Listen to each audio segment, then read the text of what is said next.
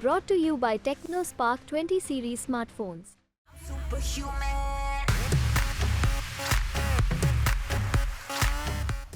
इस वक्त हमारी टीम है बनारस में और बनारस में बहुत सियासी सरगर्मी चल रही है। चुनाव है बनारस में और हमारे साथ कांग्रेस प्रत्याशी यानी कि इंडिया अलायंस के प्रत्याशी अजय राय जी हैं। अजय जी बहुत बहुत स्वागत है न्यूज़ तक पे एक बार फिर। धन्यवाद। सबसे पहले बताइए, थकान तो नहीं हो गई? प्रचार बैक टू बैक चल रहा है। नहीं, प्रचार देखिए, थकान तो दौड़ धूप होती रहती है और हम लोग थोड़ा आदी हैं दौड़ धूप करने के। आप तो मुझसे अमरोहा में भी मिली थी जी, अमरोहा में भी आपने देखा था, तो हम लोग तो आदी हैं। लगभग 30 साल हो गए जनता के बीच में काम करना, जनता के साथ रहना, तो निश्चित मुझे कोई उस पर आदत सी हो गई है। अच्छा, जब हम बनारस आए तो हमसे हर कोई पूछ रहा है कौन जीत रहा है, क्या प्रधानमंत्री मोदी को कोई हरा सकता है, क्या अजय राय हरा सकते हैं? आप जब लोगों के बीच में जा रहे हैं तो किन मुद्दों को लेकर आप जा रहे हैं और वहां से आपको क्या फीडबैक मिल रहा है? हम देख रहे हैं ट्रैफिक जाम की भी समस्या दिख रही है हमको यहाँ। देखिए, यहाँ पर सब समस्या ही समस्या है। मोदी जी ने 10 साल में कोई समस्या का समाधान नहीं किया। चाहे पीने का पानी हो, आज भी बनारस गंदा पानी पी रहा है। चाहे सीवर की बात हो, सीवर आज भी घरों में लोगों को बह रहा है।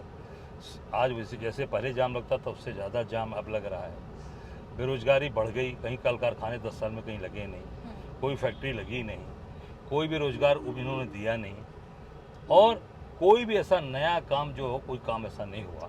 तो निश्चित तौर से चीज़ें बहुत ही ख़राब हैं। और हर व्यक्ति, और सबसे बड़ा इन्होंने क्या काम किया कि पूरे गुजराती लोगों को लाकर इन्होंने यहाँ पर सारे काम ठेके सब कुछ दे दिया।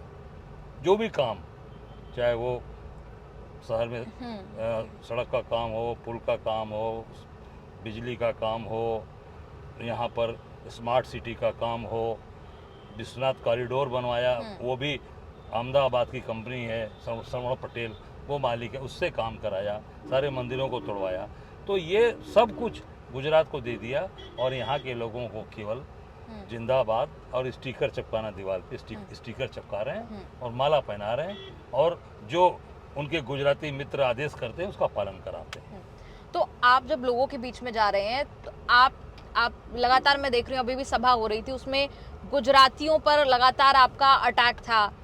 अटैक इसलिए था कि सारा काम तो उनको दे रहे हो, वोट हमारा और राज तुम्हारा, ये कैसे चलेगा भाई? वोट हम देंगे तो हमको तो भी कुछ मिलना चाहिए, हमें भी कुछ काम मिलना चाहिए। नहीं मिले तो सम्मान तो मिलना चाहिए।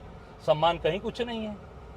जो अब उनका, हमको केवल फॉलोअर बनना है, उनकी चाकरी करना है, तो चाकरी करने के लिए नहीं है बनारस के लोग। ये महादेव के भक्त हैं, बाबा विश्वनाथ भोले जरूर हैं, पर इनको आप केवल और केवल आप चाकरी कराएंगे और बेवकूफ़ बनाएंगे। सारा का सारा ठेका और सारा काम, चाहे वो नल जल योजना हो, स्मार्ट सिटी, सारा काम आप गुजरातियों को देंगे, कैसे काम चलेगा? लेकिन 1991, अगर मैं गलत नहीं हूँ तो, तब से लेकर अब तक बीजेपी की पकड़ जो है सीट पर रही है। 2004 को अगर आप एक्सेप्शन मान लें, आप 2 बार चुनाव हार चुके हैं प्रधानमंत्री मोदी के सामने। इस बार क्या अलग हो रहा है? देखिए, अलग इसलिए हो रहा है कि 2 बार जनता ने मौका दिया, 10 साल, और 10 साल वो प्रधानमंत्री रहे, सांसद नहीं रहे, मंत्री नहीं रहे। बनारस के अंदर एक भी कल कारखाना लगाओ, पूछ लीजिए किसी भी कि एक कारखाना लगाओ, कहीं बेरोजगारी दूर हुई हो, एक स्कूल कॉलेज बना हो, एक सेंट्रल स्कूल कहीं खुला हो, एक भी कहीं पर भी कोई कार्य हुआ। गंगा मैया को आप कहते हो माँ गंगा ने मुझे गोद लिया, आप गंगा मैया के अंदर जाकर देखिए पूरे नाले गिर रहे हैं कि नहीं गिर रहे? अभी आप जिस पुल से भी चलेंगे, आप यहाँ देखेंगे पूरा, यहाँ पर एक इन्होंने बंदरगाह बनाया था, वो बंदरगाह आज तक कभी चला, केवल 2019 में मोदी जी उस पर चॉपर से उतरे थे, हेलीकॉप्टर से, वो जस का तस पड़ा हुआ है। एक भी वहाँ से कोई भी शिप, कोई भी सामान बनारस के लोगों का नहीं गया। 10,000 करोड़ की योजना है वो, हल्दिया से लेकर प्रयागराज तक। जनता का पैसा बेकार पड़ गया और सारी मशीनें वहाँ सड़ रही हैं, सारी मशीनों में जंग लग गया।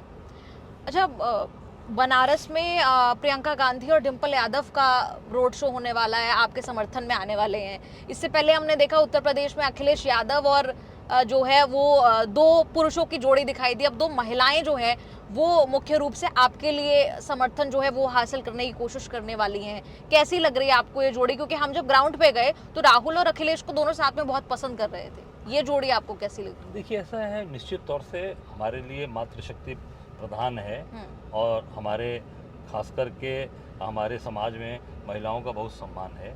तो और खासकर प्रियंका जी हमारी बहन है, गार्जियन हैं और अभिभावक के तौर पे हैं। डिम्पल जी निश्चित तौर से यहाँ जनता के बीच में और लगातार उनका कनेक्ट रहा, सांसद रही और जनता के लिए सेवा किया और एक पूर्व मुख्यमंत्री की पत्नी हैं और निश्चित तौर से आम जनता, अभी चुनाव बहुत अच्छा उन्होंने लड़ा, जीत रही है चुनाव, तो निश्चित तौर से मुझे लगता है कि ये दो जो मातृशक्ति जो हमारी आएंगी उनकी काशी के लोग दिल खोलकर उनका स्वागत करेंगे, उनको आशीर्वाद देंगे। अच्छा, अगर इन राजनीतिक सवालों से परे पूछूं, काशी बनारस आपके लिए क्या है? मेरा घर है, मेरा परिवार है। काशी हम नहीं छोड़ सकते। काशी में जीना, काशी में मरना नहीं छोड़ सकता मैं। काशी हमारा है। हम गुजरात थोड़ी जा रहे हैं। हम गुजरात तो जा नहीं रहे कि भाई हम गुजरात जा रहे हैं चुनाव लड़ने के लिए, या हम कहीं दूसरी जगह जाए। बनारस के अगल बगल भी किसी कॉन्स्टिट्यूंसी में कभी लड़े हों लोकसभा का चुनाव? नहीं। विधानसभा भी लड़ा तो बनारस में ही लड़ा हूँ। कोलसला, पिंडरा, बनारस लोकसभा भले ही नहीं पर जिला बनारस है। पहले बनारस में था वो, 2012 के चुनाव में वो अलग हुआ है। तो हमारा घर है, मेरी मिट्टी है, मेरी अपनी मिट्टी को कभी हम नहीं छोड़ सकते। कितना लोकल कनेक्ट है यहाँ लोगों के साथ? आप देख सकती हैं, मैं लोकल लोगों के साथ बैठा था ना, किस तरीके से कनेक्शन था, आप देख सकती हैं। निश्चित तौर से हमारा लोकल, यहाँ पे हमारे सब कुछ, हमारे ननिहाल यहीं है, हमारी ससुराल यहीं है, बहन की शादी यहीं है, सब लोग यहीं हमारे लोग हैं जिनका पूरा संबंध, रिश्ता सीधा हमसे है। और काशी के हर घर, हर परिवार में, ठीक है, वो प्रधानमंत्री को उन्होंने सोचा कि भाई प्रधानमंत्री को हम बनाने जा रहे हैं, प्रधानमंत्री को देखा जाए। प्रधानमंत्री को देख लिया 2 बार, अब घर के व्यक्ति को बनाएंगे जो हमारे सुख दुख का, कोरोना काल में लोगों ने देख लिया बहुत पास से कि अजय राय हमारे साथ कोरोना के जब लोग घर बैठे थे तो सर पे कफन बांध के हमारी सेवा कर रहा था, हमारी जान बचा रहा था। ऑक्सीजन से लेके, दवा से लेके, इलाज से लेके, कहीं पर भी कोई कोर कसर नहीं रखा। तो निश्चित एक परिवार के नाते कहीं पर भी जो मेरी जानकारी में आई, मैंने इसमें कोई दल नहीं देखा कि वो किस दल के हैं। जिस दल के भी हो, हमें उनकी जान बचानी है, उनके साथ खड़ा रहना है, हम उनके साथ खड़े रहे, उनकी मदद की। इस इंटरव्यू के पहले मैं आपकी सभा में जो आप लोगों को संबोधित कर रहे थे वो मैं सुन रही थी, उसमें आप कह रहे थे कि मुझे इन्होंने खरीदने की कोशिश की, राज्यसभा का आप जिक्र कर रहे थे, क्या हुआ था? और जो पिछले महीनों बातें चल रही थी भाजपा ज्वाइन करने की, नहीं, ज्वाइन करने वाली बात बहुत दूर की बात है। ये हम कोई व्यापारी थोड़ी हैं कि एमपी के जाएंगे हमें नहीं खरीद लेगा। हम लोग लड़के अपने वजूद पे खड़े हैं, हमारा वजूद है, हम उस वजूद पे खड़े हैं। 5-5 बार विधायकी किया और दमदारी से किया, आज भी राजनीति में दमदारी से काम कर रहे हैं। तो ये जनता का पूरा भरपूर समर्थन और प्यार हमें मिल रहा है जी। और निश्चित तौर से वो हमारे वजूद को, हमारी जमीन को कभी कोई खरीद नहीं सकता और कभी चुका नहीं सकता। लेकिन क्या ऑफर आया था? बहुत से ऑफर थे, राज्यसभा, अभी हाल की बात कर रहे हैं? हाँ, राज्यसभा से लेकर तमाम पैसे, तमाम पद और तमाम सुरक्षा, ये वो बहुत सी बातें। मैं जमीन का आदमी हूँ, आम जनता का आदमी हूँ, मुझे उसकी कोई जरूरत नहीं। और बनारस की अगर बात करें, बनारस में कई सारे लोगों ने नामांकन भरा, श्याम रंगीला समेत कईयों का नामांकन जो है वो रिजेक्ट हो गया। सिर्फ 7 लोग, मुझे लगता है कि अगर मैंने सही पढ़ा है तो बनारस में अब तक के हिस्ट्री में सबसे कम प्रत्याशी इस बार मैदान में। देखिए, वो निश्चित तौर से प्रत्याशियों को फॉर्म नहीं दिया गया, प्रत्याशियों को नॉमिनेशन करने में व्यवधान डाला गया और जल्दबाजी में नामांकन कराया गया। तो स्वाभाविक उसमें कुछ कमियां रह गई होंगी, कुछ उन्होंने कुछ पैराग्राफ छोड़े होंगे, कुछ उन्होंने उसको फिलअप नहीं किया होगा, क्योंकि एक साथ काफ़ी बड़ी संख्या में नामांकन कराया गया। मुझे लगता है कि वो जो है यहाँ लोकतंत्र के लिए ठीक नहीं है। सबको कराना चाहिए था और सबको मौका देना चाहिए। पिछली बार 80 में से 1 सीट उत्तर प्रदेश में कांग्रेस पार्टी हासिल कर पाई थी, रायबरेली। इस बार रायबरेली में कौन जीत रहा है? निश्चित तौर से राहुल जी जीत रहे हैं, भारी मतों से जीत रहे हैं, भारी मतों। अमेठी कह रहे हैं कि भाई स्मृति ईरानी के खिलाफ विरोध है। स्मृति ईरानी तो 13 रुपए किलो चीनी दे नहीं पाई अमेठी को, तो जनता ने इनको पूरी तरीके से खारिज कर दिया। फिर इस बार उत्तर प्रदेश में कितनी सीटें आ रही हैं 80 में से? अब 80 में से मुझे लगता है कि डंका बजेगा निश्चित। मुझे जहाँ तक जो मैं देख पा रहा हूँ और हमारे जो नेतृत्व जो कह रहा है कि इस बार उत्तर प्रदेश में 80 में 80 जीतेंगे और मुझे लगता है कि वो बात सही साबित हो जाएगी। अच्छा, अभी सभा में आप ये भी कह रहे थे कि, और मैंने सुना भी है ये बात, कि आप कई बच्चियों की शादी कराते हैं, मदद करने की कोशिश करते हैं उनकी। आपने कहा कि दाहिने हाथ से काम करता हूँ तो बाइने को पता भी नहीं लगता, बताऊँ तो पत्नी से झगड़ा हो जाए। तो क्या मतलब क्या आपको सामने से आता है? तो क्या चाहती हैं आपकी मेरे घर में मेरे झगड़े हो जाए मेरे पत्नी से? ऐसा मत करिए। मैं निश्चित तौर से मेरा एक स्वभाव है कि अगर कोई व्यक्ति को मैं देखता हूँ, जी। खासकर उसकी बहन बेटी है तो मेरी बहन बेटी की तरह है वो, हम उसकी मदद करते हैं, उसके साथ खड़े रहते हैं। मेरा स्वभाव है, मेरे नेचर में, ये मेरे ब्लड में है। तो हम सब लोग मिलकर चीज़ों को ध्यान रखते हैं और करते हैं। ये निश्चित हम उसमें हम आगे बढ़कर काम। जो इस बार कितने वोटों से जीत रहे हैं आप? अब ये तो जनता तय करेगी, जनता मालिक है। हमारा काम है सेवा करना, लोगों के बीच में रहना, करुणा से लेके किसी सुख दुख में हमेशा आ जा रहा है, खड़े रहे हैं। कब जहाँ भी लोगों ने याद किया, नहीं भी याद किया तो वहाँ पहुँचकर अभी एक घूरेलाल सीवर कर्मचारी सीवर में घुसाया, उसको मार डाला। कोई भाजपा का नेता झांकने तक नहीं गया, अकेला मैं गया, उसकी मदद की। देखिए ये बंदरगाह है, देखिए क्रेन खड़ी है, सारी चीजें ये देख सकती हैं आप। ये मोदी जी ने इसका उद्घाटन किया था। कैमरा इधर देखा दो भैया, 2019 में यहीं पर देख लीजिए, कोई सामान है देख लीजिए खाली पड़ा हुआ है। ये बंदरगाह है आपके आंख के सामने। जी। एक भी शिप यहाँ से गई हो तो पता लगा लीजिए। यही काम है मोदी जी का, यही विकास है बनारस। लेकिन मोदी जी के सामने चुनाव लड़ना रिस्क लगता है बहुत बड़ा। कोई रिस्क नहीं, रिस्क प्रेशर लगता है। किस चीज का रिस्क, किस का प्रेशर? मैं आपके सामने बैठा हूँ, आप कोई है चेहरे पे तनाव? कोई रिस्क नहीं, कोई अरे हम जनता के लोग हैं, जनता के साथ रहते हैं, उनके सुख दुख के साथी हैं। लड़ा 2 बार, हारा और तीसरे पे रहा, हारा नहीं तीसरे पे रहा। अब पर उसके बाद भी मैंने बनारस को नहीं छोड़ा, बनारस अपनी मिट्टी को नहीं छोड़ा, अपनी धरती पर खड़ा हूँ। और आज जनता को लग गया कि अजय राय की लड़ाई 1 to 1 है। अब इस बार का चुनाव देखना आप, इस बार चुनाव धुआंधार होगा, धुआंधार बन गया, धुआंधार होगा, धुआंधार। अच्छा, एक सवाल और दर्शक पूछते हैं कि अजय राय जी को फंडिंग कहाँ से आ रही है? फिर जनता, आम जनता कर रही है। आम जनता देखिए, यहाँ पे लोग बैठे थे, इनको पैसा दिया मैंने, आप देखिए सामने बैठे थे ना यहाँ लोग, ये सब मदद मेरी कर रहे हैं। सब लोग मुझे मेरा साथ दे रहे हैं। पार्टी के पास पैसा नहीं, पार्टी पैसा नहीं दी, पार्टी के सारे अकाउंट सीज कर दिए गए हैं। जनता सहयोग कर रही है। जितने लोग, आप मेरे अकाउंट को चेक कर सकते हैं, जो सरकारी अकाउंट में लोग उसमें पैसे भेज रहे हैं, कोई 5,000, कोई 2,000, कोई 10,000, 20,000, देख लीजिए उसमें पैसे आ रहे हैं मेरे। अच्छा, अभी कल ही मैं एक इंटरव्यू देख रही थी प्रधानमंत्री का, वो ये कह रहे थे कि 400 पार वाले नारे की बात हो रही थी। वो हंस कर ये बात कह रहे थे कि विपक्ष को समझ ही नहीं आया, जो विपक्ष ये कह रहा है कि 400 पार तो नहीं हो पाएगा, विपक्ष को समझ नहीं आया मैं कहाँ लेकर जा रहा हूँ। कहाँ लेकर जा रहे हैं? देश को जहाँ लेकर चले गए, महंगाई, बेरोजगारी, झूठ का एक पूरा का पूरा एक माहौल बना रखा है पूरे देश के अंदर। पूरी एक फौज खड़ी कर रखी है।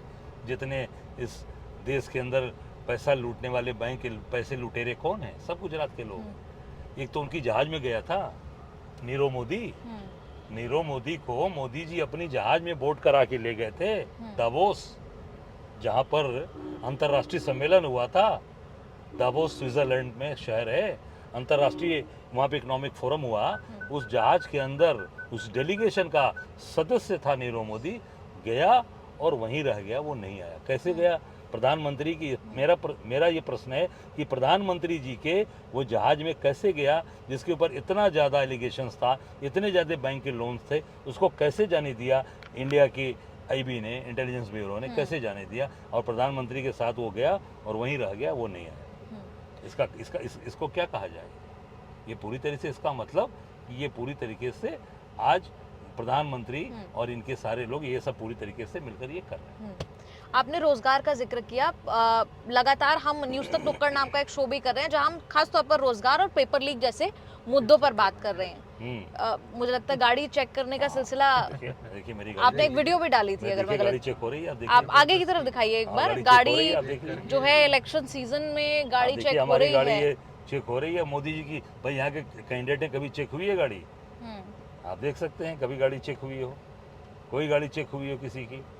ये आप ही के काफिले की गाड़ी है? मेरी गाड़ी है, साथ की गाड़ी है। तो ये काफिला जो है वो अजय जी का आगे चल रहा है और हर एक गाड़ी की चेकिंग यहाँ हो रही है। अजय जी ने वीडियो भी डाली। गाड़ी चेकिंग हुई है तो बताइए। भाजपा की किसी भी गाड़ी, किसी नेता की गाड़ी चेक हो रही है? बाकायदे उसको पास कराया जा रहा है। न इनकी जहाज की चेकिंग हुई, न हेलीकॉप्टर की चेकिंग हुई, किसी की चेकिंग नहीं हो रही है। केवल मेरी गाड़ी की चेकिंग हो रही है। क्यों हो रही है ऐसा? क्यों ऐसा किया जा रहा है बताइए? हजारा को प्रताड़ित करने के लिए किया जा रहा है। भाई मोदी जी के हेलीकॉप्टर की चेकिंग हुई, राहुल जी के हेलीकॉप्टर की चेकिंग हुई है, कि जहाज की चेकिंग हुई। तो यहाँ तो कैंडिडेट है ना, इनके यहाँ जो विधायक मंत्री हैं उनकी गाड़ियों की चेकिंग नहीं हो रही है, कोई नहीं छू सकता, भय है। सारे झंडे आप देख लीजिए, सब सारे इलेक्ट्रिक पोल्स पर आप अभी देख सकते हैं। कब आए हैं बनारस आप? जी आज ही आए। आप जरा देख लीजिए, आप जितने रोड डिवाइडर होंगे बीच में भाजपा के झंडे लगे हैं, कि होर्डिंग्स लगी हैं, फोटोज लगे हैं। ये चुनाव आचार संहिता का उल्लंघन नहीं है, पूरी तरीके से उल्लंघन हो रहा है। आपने रोजगार की बात कही, रोजगार को लेकर न्यूज तक नुक्कड़ नाम का एक शो जो है वो हम देश भर में कर रहे हैं, जहां हम छात्रों युवाओं से बात कर रहे हैं। बीएचयू आज हम गए, वहां पर आक्रोश, हम जाहिर सी बात जानते हैं, घटना बीएचयू में हुई उसको लेकर आक्रोश था, उसके अलावा बेरोजगारी को लेकर बहुत आक्रोश था। लेकिन आपको लगता है जो सड़क पर हम काफी चर्चा करते हैं, लोगों का मन टटोलने की कोशिश करते हैं, उसमें आक्रोश दिखाई देता है, लेकिन वो वोटों में बदल पाता है क्या? ये सबसे बड़ा सवाल। नहीं, ऐसा आक्रोश पहले नहीं था। देखिए, ऐसा आक्रोश आप अगर पहले आपने अगर यहाँ पे आके लोगों का इंटरव्यू किया होगा या 1 to 1 पूछा होगा तो ऐसा आक्रोश नहीं था। ये पहली बार ऐसा आक्रोश आ रहा है। जरा गांव में चले जाइए जी। आगे, जरा 10 किलोमीटर आगे आप गांव में जाएंगे, सेवापुरी रोहनिया में, आपको पूरी असलियत पता चल जाएगी। आम नौजवान किसान अग्निवीर योजना लेकर आए जी। पूरा। आज नौजवानों ने, देखिए आप सड़कों पर सुबह निकलिए, पहले बच्चे दौड़ते थे, वो आज कहीं नहीं है, सब घर बैठ गए बच्चे। वो जान रहे हैं कोई भविष्य नहीं मेरा, तो वो सब आक्रोश इनके खिलाफ निकलेगा। किसानों का, बच्चियों का आप देख लीजिए, बनारस में बच्चियों का जो जिस तरीके से उन लोगों के साथ जो विभत्स घटना हुई, अमानवीय घटना हुई, उस पर कोई कार्रवाई हुआ? मोदी योगी जी का बुलडोजर सबके ऊपर चलता है, ठीक है। जो तीनों भाजपा के नेता थे जिन्होंने ये गलत काम किया उस बच्ची के साथ, और उस पर किसी भी घर को बुलडोज किया कोई वो ऐसा नज़ीर बन सके कि भाई इस सरकार में, चाहे भाजपा का हो चाहे कोई हो, हम ये नज़ीर पेश करेंगे, जो भी अगर गलत काम करेगा हमारी बच्चियों की तरफ, हमारे समाज के ऐसे इस तरीके की हरकत करेगा, उसको हम निस्नाबूद कर देंगे। कुछ नहीं किया, केवल सामान्य धारा में जेल भेज दिया, वो छूट कर घर मजा ले रहे हैं। कोई उनके घर, किसी को घर नहीं गिराएगा। क्यों? भाजपा के नेता हैं, भाजपा में चले जाओ सब कुछ माफ़ है, भाजपा के खिलाफ आप बोलेंगे आपका घर गिरा देंगे, आपको जेल भेज देंगे, तमाम ऐसे ही मुकदमे धाराएं लगा देंगे कि आपकी जमानत नहीं होगी। ये है भारतीय जनता पार्टी का दोहरा चरित्र और दोगला चरित्र। अजय जी, बहुत बहुत शुक्रिया न्यूज़ तक से जुड़ने के लिए। आगे के लिए आपको बहुत बहुत शुभकामनाएं। बनारस में बड़ा चुनाव है, आप लोगों को ये बातचीत कैसे लगी आप कमेंट्स में ज़रूर बता सकते हैं। कैमरा पर्सन नितेश के साथ निधि तनेजा, न्यूज़ तक, बनारस से।